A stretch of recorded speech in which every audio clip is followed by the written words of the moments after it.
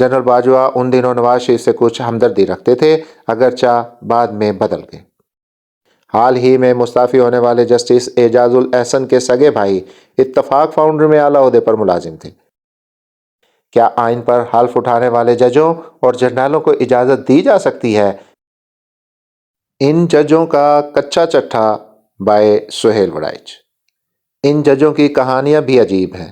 می lord شیخ عظمت سعید سے رانا ثناء اللہ نے خفیہ اور ذاتی ملاقات کی تو فرمانے لگے، دباؤ بہت ہے، نواز شریف سے کہیں کہ وہ وزارت عظمیٰ سے استعفیٰ دے کر عدالت میں پیش ہوں۔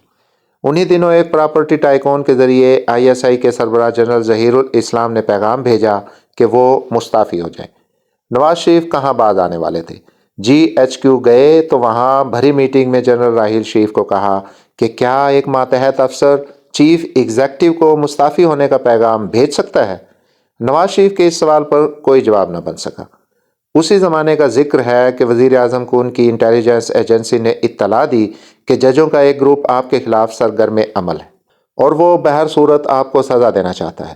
یہ بھی بتلایا گیا کہ ججوں کے اس گروپ نے اپنے ہم خیال جرنیلوں سے بھی رابطہ کر لیا ہے اور انہیں کہا ہے کہ آئے روز ہماری بے عزتی ہو رہی ہے، آپ نواز شریف کو اس سے روکیں۔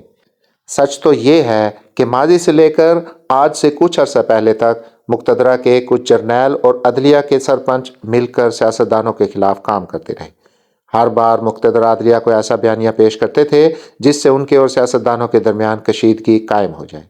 نواز شریف کو ہٹاتے وقت عدلیہ کو بتایا گیا کہ مسلم لیگ نون عدلیہ میں اصلاحات کے بارے میں قانون سازی کرنے والی تھی، جس سے کئی ججوں اور عدلیہ کے اختیارات کو نقصان پہنچنا تھا۔ ایک طاقتور ایجنسی نے ججوں کو اطلاع دی کہ اس وقت کے وفاقی وزیر برائے قانون زاہد حامد کے لیپ ٹاپ سے اس قانون کا مسودہ برآمد ہوا ہے۔ بعد ازاں جنرل باجوہ نے ایک ملاقات میں وزیر اعظم شاہد خاقان عباسی کو اس وقت کی مقتدرہ کی ریڈ لائنز کا ذکر کرتے ہوئے بتا دیا تھا کہ اگر ججز اور عدلیہ کے خلاف قانون سازی کی گئی تو فوج فوراً ملک کا نظام سنبھال لے گی۔ انہی ججوں نے پاکستان کی تاریخ میں پہلی بار پاناما مقدمے کی سماعت کے دوران ملٹری انٹیلیجنس اور ISI کے حاضر سروس افسروں کو تفتیش میں شامل کرنے کا فیصلہ کیا تو کور کمانڈرز میٹنگ میں یہ معاملہ زیر بحث آیا۔ جنرل باجوہ ان دنوں نواز شریف سے کچھ ہمدردی رکھتے تھے، اگرچہ بعد میں بدل گئے۔ جنرل باجوہ نے کور کمانڈرز میٹنگ میں تجویز پیش کی کہ ملٹری انٹیلیجنس اور ISI کو جوائنٹ انویسٹیگیشن ٹیم کا حصہ نہیں ہونا چاہیے۔ اس پر وہ 3-4 کور کمانڈرز جو نواز شریف سے خار کھائے بیٹھے تھے اور جنرل ظہیر الاسلام اور ان ججوں کے ہم خیال تھے، انہوں نے پنجابی میں کہا، بھارو یعنی قربانی کا بکرا ہاتھ آیا ہویا ہے، اینو جان نہ دیو۔ اس پر جنرل باجوہ خاموش ہو گئے اور انہی کور کمانڈرز کی ہاں میں ہاں ملاتے ہوئے فوجی افسروں کو ججوں کے لیے مواد تیار کرنے کی اجازت دے دی۔ جسٹس کھوسا جب تک لاہور ہائی کورٹ میں تھے آئین اور جمہوریت کی بات کرتے تھے، پھر ذاتی بغض پال لیا۔ انہیں مقتدرہ نے بتایا کہ آپ کی چیف ججی روکنے کے لیے مسلم لیگ نون قانون سازی کرنے والی تھی، جرنیلوں نے اسے رکوا دیا۔ ثاقب نثار نے بھی وکٹ سے باہر نکل کر شاٹس لگائیں، کہا جاتا ہے کہ وہ جسٹس کھوسا کے ہاتھوں استعمال ہو گئے تھے۔ پستہ قد جسٹس کھوسا اپنے پستہ قد سسر جسٹس نسیم حسن شاہ سے بہت متاثر تھے۔ سینئر صحافی لکھتے ہیں کہ نسیم حسن نے 1996 میں میرے ساتھ ایک انٹرویو میں پہلی بار بھٹو کیس میں دباؤ کا ذکر کیا اور پھر روزنامہ جنگ میں شائع ہونے والے اس انٹرویو کے جواب میں کئی قسطوں پر مضمون بھی لکھے۔ حال ہی میں مستعفی ہونے والے جسٹس اعجاز الاحسن کے سگے بھائی اتفاق فاؤنڈر میں اعلیٰ عہدے پر ملازم تھے۔ حسین نواز اتفاق گروپ کے سربراہ بنے تو انہوں نے انہیں ملازمت سے نکال دیا۔ شریف خاندان کا خیال ہے کہ جسٹس اعجاز الاحسن کے دل میں اس وقت سے گرا پڑی ہوئی ہے۔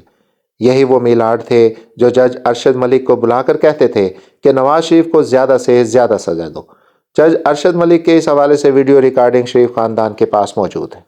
شریف خاندان کے ذرائع کا خیال ہے کہ جسٹس ثاقب نثار اس لیے ان کے خلاف ہو گئے تھے کہ انہیں لاہور ہائی کورٹ کا چیف جسٹس بننے میں تاخیر ہوئی، جبکہ ثاقب نثار کے قریبی دوست تعلقات کی خرابی کی طویل کہانی سناتے ہیں۔ وہ یہ بھی کہتے ہیں کہ انہیں جج نہ بننے میں شریف خاندان نہیں بلکہ چیف جسٹس میاں محبوب کا کردار زیادہ تھا۔ وزیر اعظم نواز شریف کے پرنسپل سیکرٹری فواد حسن فواد نے بتایا کہ صدر تارڑ نے جسٹس کھوسا کو تو کنفرم کر دیا لیکن ثاقب نثار کو نہیں کیا، حالانکہ وزیر اعظم نے دونوں کو کنفرم کرنے کی منظوری دی تھی۔ وزیر اعظم نے اپنے ایک بیوروکریٹ مشیر کو صدر تارڑ کے پاس بھیجا کہ وہ ثاقب نثار کو بھی کنفرم کرے، لیکن صدر تارڑ نے اتفاق نہ کیا۔ جسٹس ثاقب نثار کے قریبی ذرائع نے تصدیق کی کہ صدر طارڑ نے ایک مقدمے میں ناجائز سفارش کی جو جسٹس ثاقب نثار نے نہ مانی، جس پر وہ ان کے خلاف ہو گئے۔ ججوں کا کچا چٹھا لکھنے کا مقصد یہ ہے کہ جو جج بغض سے بھرے اور تکبر سے لبریز رہے، ان کے فیصلے منصفانہ کیسے ہو سکتے ہیں؟ آئین کی کس شق میں وزیر اعظم کو نکالنے کا اختیار 4 یا 5 ججوں کو دیا گیا ہے؟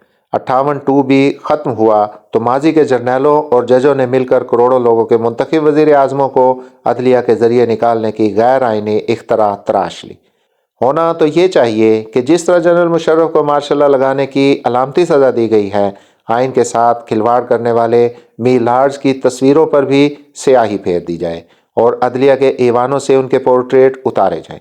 کیا آئین پر حلف اٹھانے والے ججوں اور جرنیلوں کو اجازت دی جا سکتی ہے کہ وہ مارشل لاؤں کی اجازت دے کر مراعات پائیں؟